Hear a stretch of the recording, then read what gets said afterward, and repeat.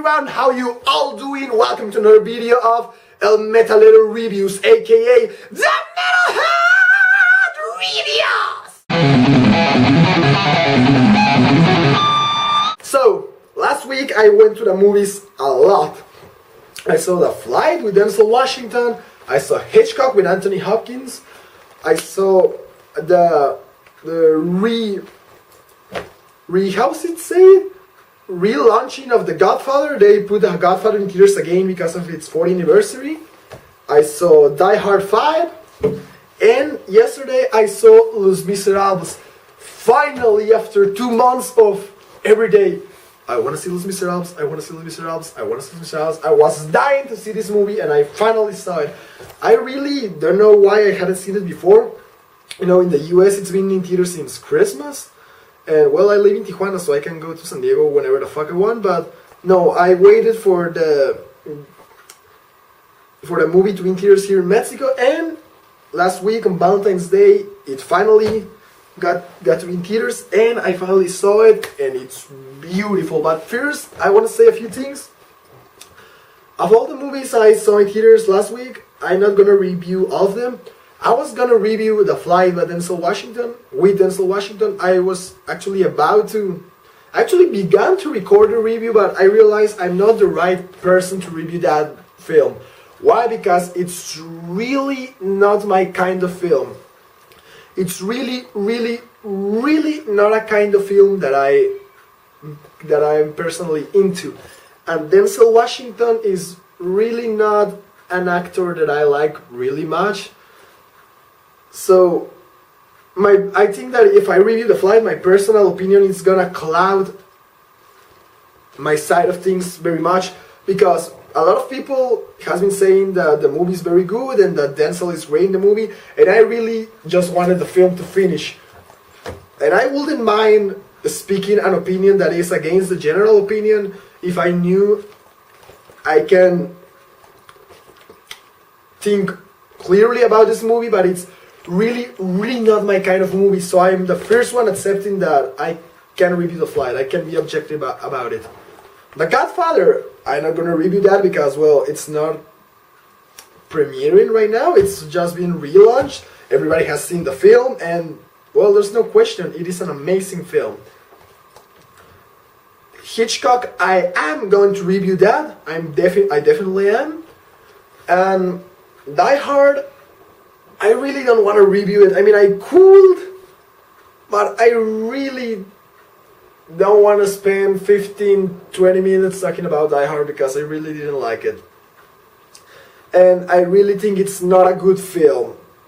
I think that if I were to make a review of Die Hard 5, it will be more like a video of action movie cliches.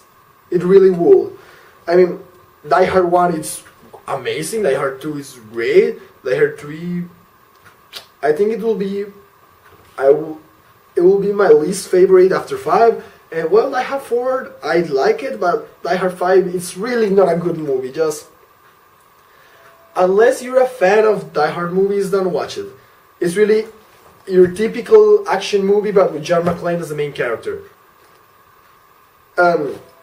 Well, now let's talk about Les Miserables.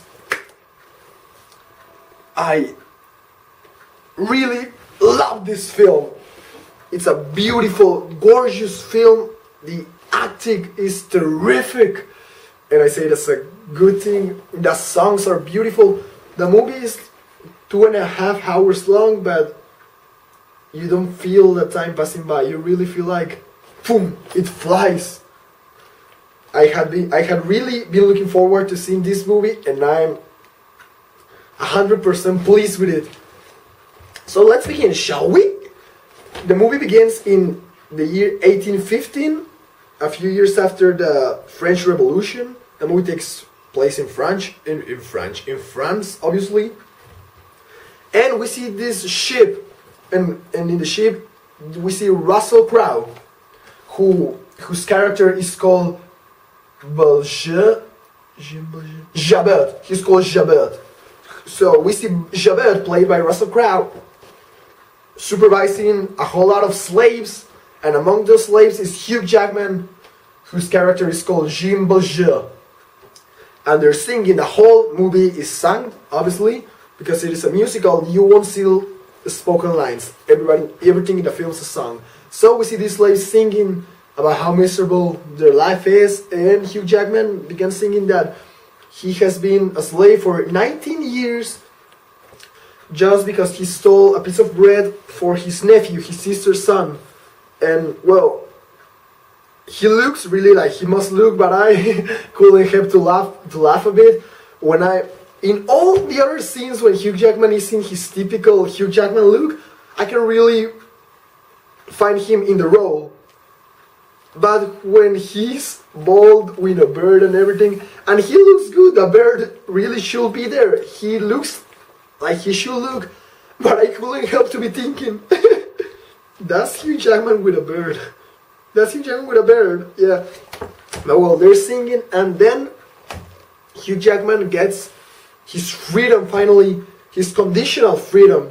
And I don't know if you know this, but when production for the first X-Men film began, Russell Crowe was one of the main options for playing Wolverine. I'm glad he didn't. I really would not have liked it, and I really like the X-Men. I love Hugh Jackman as Wolverine. But when we see, in that first scene, we see Russell Crowe and Hugh Jackman talking while singing, I really expected, I know it wasn't gonna happen, but I was thinking that Hugh Jackman was gonna say something like, I'm Wolverine, bitch, what superhero are you? You wasted your chance to be an X-Man. And well, stop saying bullshit, man. Hugh Jackman gets his conditional freedom and he goes in the streets and he's having a shit of a life. He's been heated. He's been, the terrible life. And then this religious guy, this priest, takes care of him and treats him well and gives him a life, gives him respect. And Hugh Jackman begins to believe in a God, in the Christian God, obviously. And we get this 8 years later, and Hugh Jackman just began. I'm gonna say the actor's name instead of saying the character's name. You know, like Jabed, Baja, and everything. For the characters that are played by the most recognizable actors, because I don't know, I feel like you can identify it better by the actor name. But in the other characters that are played by less known actors, I'm gonna call them by the character name, right? So Hugh Jackman just became the mayor of the city, and Russell Crowe is working for him now, but he doesn't recognize him because he looks very different. But he looks at him and he's like, could you be Jean Valjean? But he really doesn't want to say it because he thinks that he may be mistaken. And well, in the meantime, there is this factory. I think it's a factory where a lot of women are working, and in this fact, and among them is Anne Hathaway, whose character is called Fantine.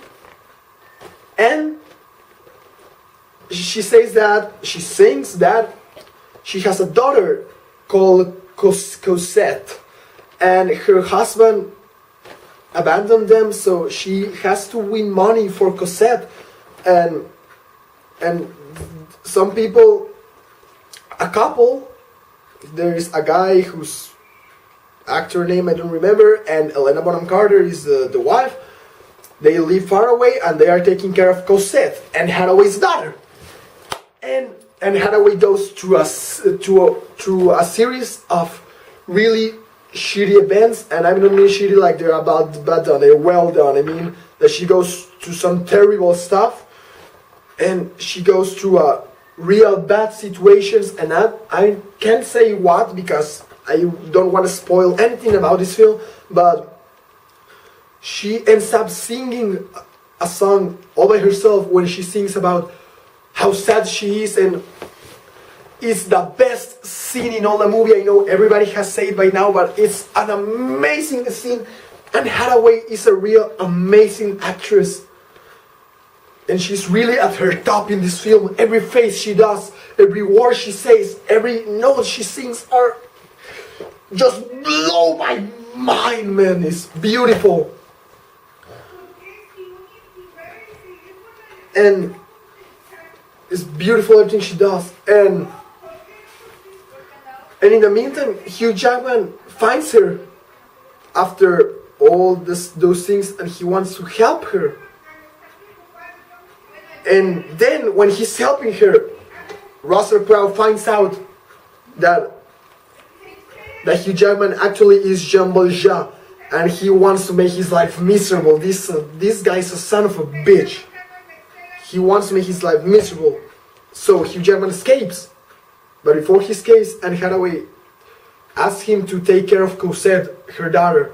Please take care of my daughter. And well, he goes, grabs Cosette, who is a little girl, and is living with those guys I just mentioned, Bohnam-Carter and the other guy, who have a real daughter who's called Eponine. And well, Hugh Jackman say, well, I gotta take Cosette. He takes her, and he has to live in hiding because, you know, Russell Crowe wants to fuck him up bad. And we get 8 years later, and Cosette is all grown up now and is played by Amanda Seyfried. And we see these young people, the young people of France want to make another revolution. They are not happy with how things are, and they want to rebel against the authorities of France. And their leaders are two young men whose names are Marius, and I don't remember the other guy's name. I really don't remember it. And they are calling the people to rise against the government. Let's get on with the revolution, man, and everything. And Marius knows Eponine, who is also grown up now, and we get a love triangle with Eponine, Marius, and Cosette. There's a love triangle there. That's all I'm gonna say about it. And well, the rest of the film, I don't know how to talk about it without spoiling the good things. It's just the rest of the film is the French Revolution. I mean, the rising of these people, the rebellion against the government, or their intent, their try at a rebellion, because it's not like in the 1700s when a revolution was really made, and you know, Marie Antoinette and Louis XVI, I can say that in English, get killed and everything. No, this is a smaller revolution. It's a post-revolution, but the rest of the film is about that confrontation and the lives of the people involved in it while it happens. We see the love triangle with Cosette, Eponine, and Marius. In the meantime, Russell Crowe is still looking for Hugh Jackman to make his life miserable. In the meantime, Hugh Jackman is taking care of his daughter, Cosette, played by Amanda Seyfried. And yeah, that's the rest of the film, the lives of these people during that revolution. And why is that so beautiful? Because of everything. Because of the songs. This is a musical, so if the songs are not done right, well, your movie is fucked up bad. But the songs are made right. They are beautifully written, beautifully sung. And almost everybody in this film has a great voice, and Hathaway can really sing some beautiful songs. Marius, the actor who plays him, has an amazing voice, and everybody acts beautiful, and the visuals are great. France looks amazing in this movie, and I'm glad that they got France right, because in a lot of films they forget how Europe really was in those times. They think that in medieval times and in Renaissance times, the century of the lights and everything, that Europe was like, ooh, so elegant and so pretty, and no, it really wasn't. It was countries that were made elegant for its high society, and yeah, like 10% of their people lived a high life, and 90% of the population lived in misery, in really bad conditions. I mean, you see these things, these countries made elegant, but made into some really ugly shit because of how much poorness is in them. And this most movies seem to forget that this movie gets that right. France really looks like a very fine country that is in shit right now. That was made to be a good country but got turned to shit because of all the poorness. It really gets that right. It looks beautiful. It looks amazing. France in this film. And obviously the plot is a great plot. It's an amazing story. But the acting is the key in this film. This film gets it right. Most movies nowadays wanna do a great thing with effects. Oh yeah, you know, my film got a really high effects. I mean, I got 3D. Yeah, 3D. Do you get 3D? Like Avatar got all praise and all because of the visuals, and I really didn't like it that much. It's not that new of a story. It's a story that has been told several times with real pretty visuals. And yeah, I agree that the visuals should look great in a movie, but I'm not talking about effects. The sets must be great, the costumes must be great, the sky, I'm talking shit right now. I don't know. The places in which the movie takes place must look good, and the makeup and the hair and the costumes of the people must look good. The effects don't have to be so digital. This movie does it old-fashioned. This movie knows that a key to a movie is acting, and everybody in this film are great actors. I think there are just two actors that has some flaws in this film, and they are the main actors, Hugh Jackman and Russell Crowe, and they have the opposite flow. Hugh Jackman gives an amazing acting, a terrific acting, brilliant acting, but he doesn't sing that well. He's a better dancer, I think, and if you haven't seen him dance, well, check it in YouTube. As a person who personally can't dance at all, my respects for him. But as a singer, he's not that good. He's not bad. It's not distracting. I mean, the songs sound right. He's not one of those people that you say, oh, shut up, man. No, he doesn't sing bad. He just doesn't sing well, neither. And in a movie where everybody sings beautifully, a person that sings average, I don't know. It's in comparison. I mean, it's somewhere when everything's beautiful, what's a little less beautiful, you really see that it's less beautiful. And Russell Crowe, on the other hand, he sings well. I mean, I can imagine any other way I can imagine someone else singing the songs, but it's not that perfect. But he sings really well. His songs really sound good, but this motherfucker doesn't act a second in this film. Is in any film he's ever been in, he looks like he doesn't care a bit about acting. I mean, you see him singing some really heavy shit, going through some heavy stuff, and he's like la la la la la la la la la la. His face in all the movie, apart from blinking, he doesn't do a thing with his face. He should look like he's going to stop. I mean, like everybody else in the film that he's singing, and he's like, but no, his face is la la la la la la la la la la la la. I mean, the voice was great, but yeah, his face is just like la la la la la la la la la la la la. He doesn't act in all the fucking movie, but again, it's not a bad. Since he doesn't act, he doesn't do a bad acting neither. He's neutral. He doesn't do an acting that you're gonna say like Anne Hathaway or this Marius guy that you're like Hugh Jackman, that you're like amazing acting. No, he doesn't. But he doesn't give a bad performance neither. He's neutral.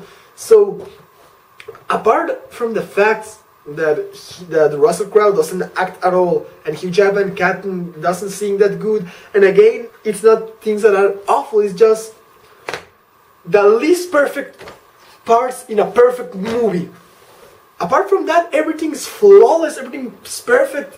It's one of the best movies I've ever seen.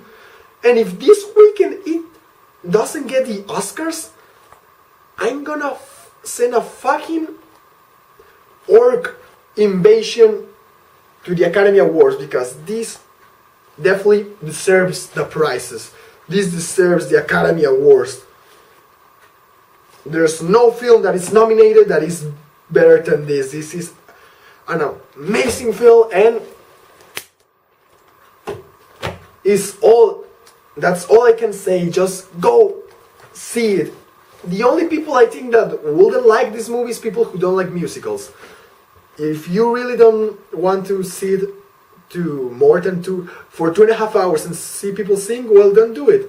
I mean, if you don't like musicals, you won't like a very good musical. But apart from that, everybody else will like it. It's an amazing film. Watch it. Please watch it and enjoy it. Thank you. Subscribe and hands up for this video, please. And in the description of the video, you can see my band, the link for my band Facebook and my band webpage. Please, if you're into heavy metal, please click those links and listen to our song. We just released one song as a single, and we're just about to finish recording our first album, which is gonna be of 10 songs. When the album is done, I'm gonna upload the whole album, but right now, listen to the song we have. If you're into heavy metal, if you like Iron Maiden, Judas Priest, Ronnie James Dio, rest in peace, and everything, you're probably gonna like this song. I promise you. Thank you.